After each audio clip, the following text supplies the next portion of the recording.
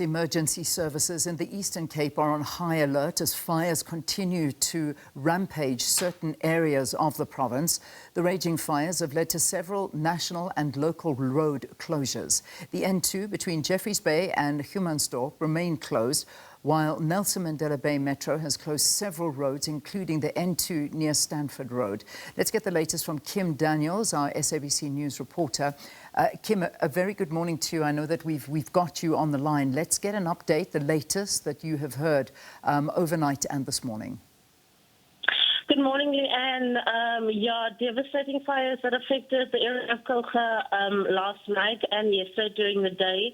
We've got an update this morning from the mayor himself saying that there has been some property damage to some of the houses in Krom River, which is just in Jeffreys Bay, and the area of Smithtown, that area has also been affected.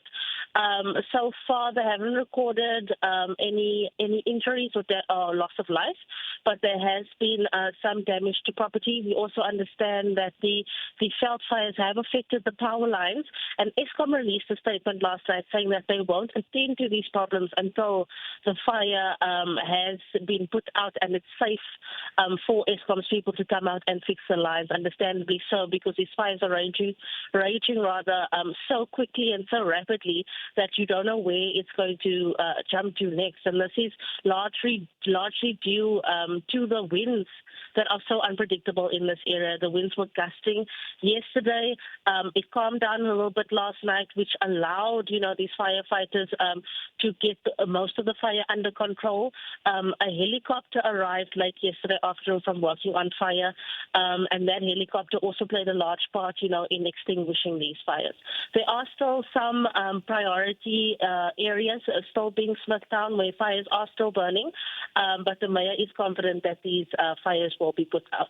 But in Gqeberha as well last night, there was another update closer to home, to us, that veld fires were burning in the humid area very close to Leisure Village, where people do live, where they visit, where they holiday. But it seems that fire was also under control. I know a lot of the residents were quite concerned because the fire was so close to where they were, but that also seems to be under control. The wind in Gqeberha this morning, not too bad. But as I am now on my way to the Kolga municipality, Jeffreys Bay, Humansdorp, St. Francis, just to see for myself how bad the damage was. The smoke and cloud cover is not as thick this morning. It is still prevalent.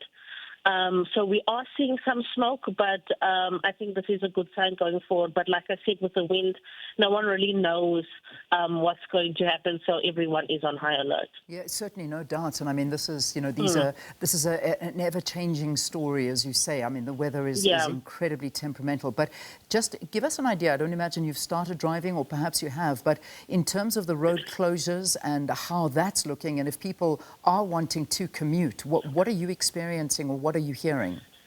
I'm currently on the N2. I'm about 5 to 10 kilometers outside of Jeffreys Bay. The road is open. It's quite quiet, but I won't get a full sense of road closures and those kind of things until I'm in the town. But what I've been seeing from social media and posts from the municipality is that the N2 between Jeffreys Bay and Humansdorp has been opened.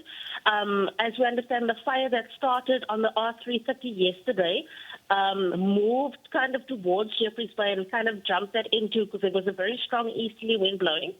But that main fire has been contained. So that N2 has been opened. We know yesterday the traffic was redirected to the R102. So it was a bit congested yesterday. I imagine that it is a bit better today, but I'll get a better sense once I'm in the small town. Yeah, and we look forward to getting that from you. And I know that we'll be in touch with you as soon as you arrive there. But that, of course, is Kim Daniels giving us an update in terms of what's happening in the Eastern Cape.